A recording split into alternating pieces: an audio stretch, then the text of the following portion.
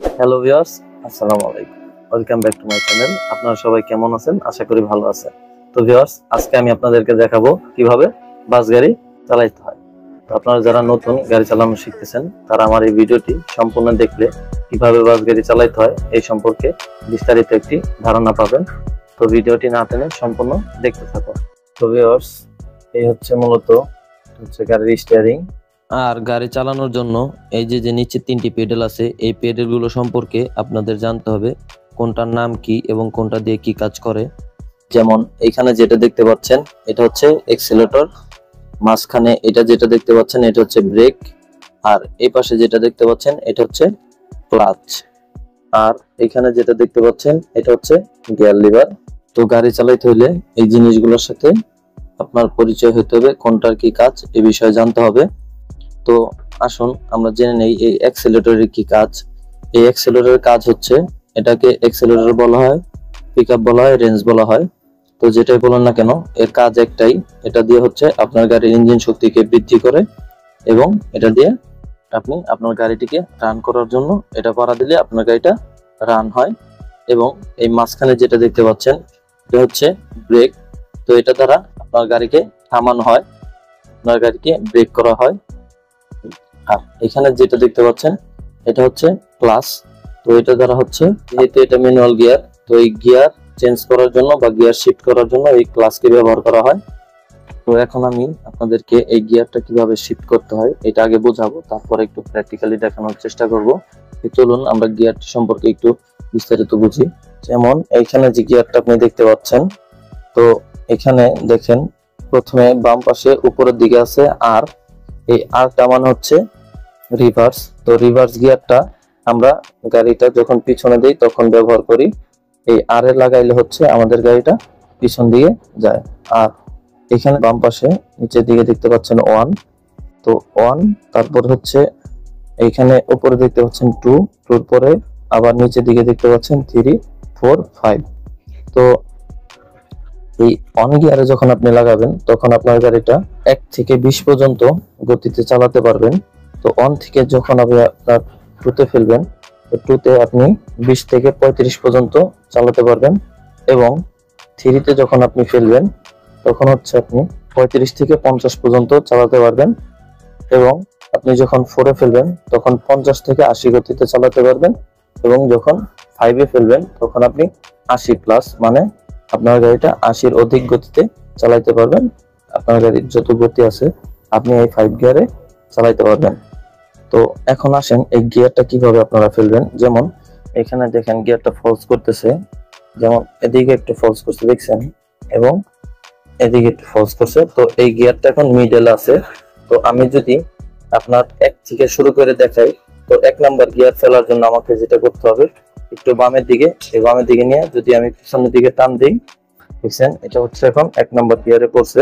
তো 1 থেকে 2-এ ফেলার জন্য আমাকে যেটা করতে হবে সেটা হচ্ছে, যদি একটু সামনের দিকে টান দেন দেখবেন যে গিয়ারটা মিডলে চলে আসছে। মিডলে চলে আসলে গিয়ারটা নিউট্রাল থাকে। তো যেহেতু এখানে মাঝখানে 2 নাম্বার গিয়ারটা দেখাচ্ছে, তো সোজা সামনের দিকে দিয়ে দিলে হচ্ছে 2 নাম্বার গিয়ার। তো এই 2 থেকে আবার 3-এ ফেলার জন্য আপনাকে গিয়ারটাকে টান দিতে হবে। এভাবে টান দিলে দেখেন এই যে মিডলে চলে আসছে। তো যেহেতু 2-এর বরাবর নিচের দিকে হচ্ছে 3, তো এই 3 হচ্ছে আপনার পিছনের দিকে টান দিলে 3-এ পড়ে যাবে। তো 3-এ থেকে আবার যদি আপনি 4-এ ফেলতে চান সেক্ষেত্রে গিয়ারটাকে আবার একটু সামনের দিকে দিলে দেখেন এই যে নিউট্রাল হয়ে গেছে। তো 4-এ ফেলার জন্য একটু ডান দিকে চাপ দিয়ে সামনের দিকে দিলে হচ্ছে 4 নাম্বার গিয়ারটা পড়ে গেছে। তো এই 4-এ থেকে আবার 5-এ ফেলার জন্য সোজা যদি আপনি 5-এ টান দেন তো সোজা এইভাবে পড়ে যাবে। কিন্তু আবার আপনি এইভাবেও ফেলতে পারেন, যেমন এই যে নিউট্রাল, আপনার গিয়ারটা 4-এ আছে, তো 4 থেকে আপনি 5-এ ফেলতে চান, এভাবে গিয়ারটাকে আগে নিউট্রাল করবেন। নিউট্রাল করার পরে ডান দিকে চাপ দিয়ে হচ্ছে পিছন দিকে দিলেই গিয়ারটা 5 নাম্বার গিয়ার পড়ে যাবে। তো এই গিয়ার গুলো ফেলার সময় অবশ্যই আপনাকে মনে রাখতে হবে এই যে নিচে যে দেখতে পাচ্ছেন ক্লাচ, এই যে ক্লাচটা, এই ক্লাচটা ব্যবহার করতে হবে। তো আপনি প্রত্যেকটা গিয়ার ব্যবহার করার সময় প্রথম ক্লাচ পাড়া দিয়ে তারপর হচ্ছে গিয়ারটা ফেলবেন এবং ক্লাচ পাড়া দিয়ে নিউট্রাল করে পরবর্তী গিয়ারটা ফেলবেন।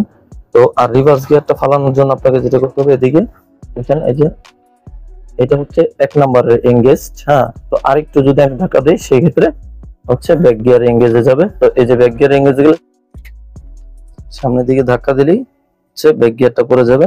তো এই ব্যাক গিয়ারটাকে নিউট্রাল করার জন্য এইভাবে টান দিয়ে ছেড়ে দিলে এই যে গিয়ারটা এখন নিউট্রাল হয়ে গেছে। তো এইভাবে হচ্ছে গাড়ির গিয়ার গুলোকে শিফট করতে হয়। তো ভিউয়ার্স, চলুন এখন আমরা প্র্যাকটিক্যালি দেখে নেই যে আসলে কিভাবে আপনি বাস গাড়ি চালাবেন। তো ভিউয়ার্স, এই গাড়িটাকে চালানোর জন্য যেটা করতে হবে সেটা হচ্ছে গাড়িটাকে আগে স্টার্ট দিতে হবে। তো আমি চাবিটা প্রবেশ করতেছি। চাবিটা প্রবেশ করানো হয়ে গেলে আমি চাবির সুইচটি দিয়ে দিব। তো এখানে মিটারের লাইনগুলো চলে এসেছে। তো মিটারের লাইনগুলো যখন পুরোপুরি চলে আসবে, চলে আসার পরে আমি গাড়িটা আবার চাবিটা মোচড় দিলে গাড়িটা স্টার্ট হয়ে যাবে। আর একটা বিষয় মাথায় রাখতে হবে, ম্যানুয়াল গিয়ারের গাড়ি যখনই আপনি স্টার্ট করবেন তখন হচ্ছে গাড়ির গিয়ার লিভারটা নিউট্রাল পজিশনে রাখা স্টার্ট করতে হবে। অনেক সময় বন্ধ করা গাড়িগুলা আপনার গিয়ারে লাগানো থাকে। তো গিয়ারে লাগানো থাকলে আপনি যদি সেলফ মারেন সেই ক্ষেত্রে গাড়িটা ঝাঁকি দিবে এবং স্টার্ট হবে না। সেই ক্ষেত্রে আপনার সেলফের প্রিমিয়াম নষ্ট হয়ে যেতে পারে। তো আপনি অবশ্যই মনে রাখবেন, ম্যানুয়াল গিয়ারের গাড়ি স্টার্ট করার ক্ষেত্রে আপনি গিয়ারটাকে অবশ্যই নিউট্রাল করে রাখবেন। যেমন আমার গাড়ির গিয়ারটা এখন 2 নাম্বার গিয়ার আছে। তো এটাকে আমি জাস্ট পিছনের দিকে একটু টান দিলে এই যে এখন হচ্ছে গিয়ারটা নিউট্রাল হয়ে গেছে। তো এইভাবে আপনারা চেক করে নেবেন। তো চেক করে যখন নাকি আপনার গাড়ির গিয়ারটা নিউট্রাল হয়ে যাবে তখন আপনি সেলফটা মারবেন। সেলফ মারার সাথে সাথে গাড়িটা স্টার্ট হয়ে যাবে। তো গাড়িটা স্টার্ট হওয়ার পরে আপনাকে প্রথমে 1 নাম্বার গিয়ার থেকে শুরু করতে হবে। তো যেহেতু আমি গাড়িটা এখন চালাবো, তো আমি আমার লুকিং গ্লাসগুলো ঠিক করে নিব। তো এই যে লুকিং গ্লাসটা বের করে নিলাম। তো বের করার পরে যে আমি এটা দিয়ে সঠিকভাবে দেখতে পাচ্ছি কিনা সেটা আমি দেখলাম যে আসলে এটা দিয়ে আমি সঠিকভাবে দেখতে পাচ্ছি। তো তারপরে আমাকে যেটা করতে হবে, গাড়ির ক্লাচ পাড়া দিয়ে গিয়ারটা লাগাইতে হবে। তো আমি ক্লাচটা পাড়া দিলাম। ক্লাচটা পাড়া দিয়ে আমি 1 নাম্বার গিয়ারে প্রথমে লাগাবো।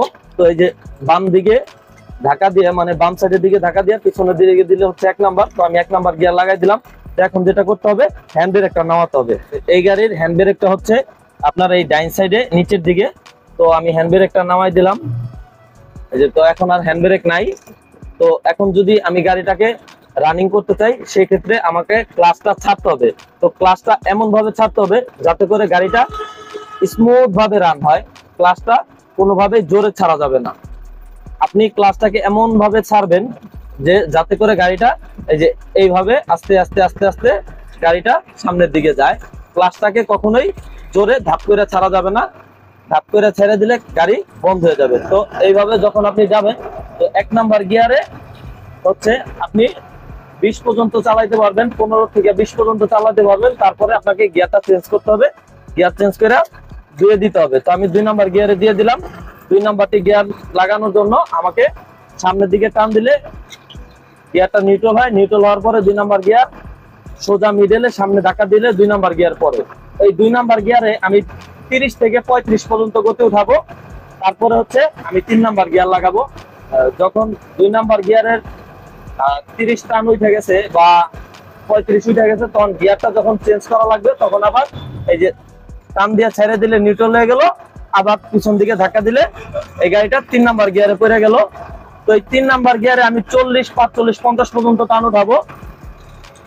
40, 45, 50 পর্যন্ত টান উঠায়া এটাকে আমি আবার 4 নাম্বার গিয়ারে লাগাই দিব। তো 4 নাম্বার গিয়ার লাগানোর জন্য আমাকে যেটা করতে হবে, আগে গিয়ারটাকে নিউট্রাল করতে হবে। তো আমি একটু হালকা সামনের দিকে টান দিলে গিয়ারটা এখন নিউট্রাল হয়েছে। নিউট্রাল হওয়ার পরে আমি ডান দিকে চাপায়া সামনের দিকে যদি চাপ দেই সেই ক্ষেত্রে আমার গাড়ির গিয়ারটা 4 নাম্বার গিয়ারে পড়ে গেছে। তো এই 4 নাম্বার গিয়ারে আমি 50 থেকে 60 পর্যন্ত গতি উঠাইতে পারবো। তারপরে আমি 5 নাম্বার গিয়ারে লাগাই দিব। তো 5 নাম্বার গিয়ার লাগানোর জন্য যেটা করতে হবে, আপনার পিছনের দিকে টান দিলে এই যে মিডলে যখন চলে আসবে আপনি গিয়ারটাকে ডান সাইডে চাপ দিয়ে পিছন দিকে দিয়ে দিলে 5 নাম্বার গিয়ার পড়ে যাবে।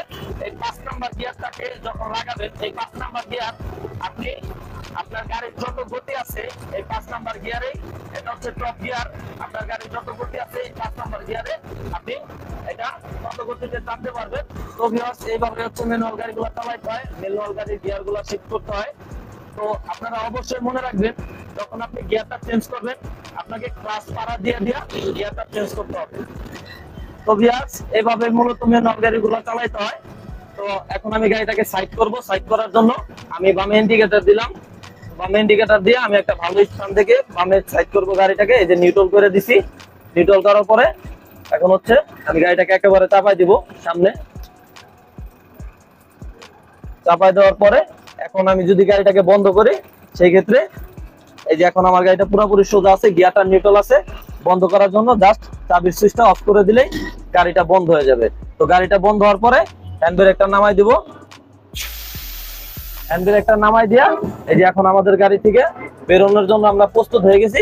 তো জাস্ট একটা গিয়ার লাগায় আপনি রাখতেও পারেন, চাইলে নিউট্রালে রাখাও যেতে পারেন, তবে একটা গিয়ার লাগায় রাখলে এটা ভালো হয়।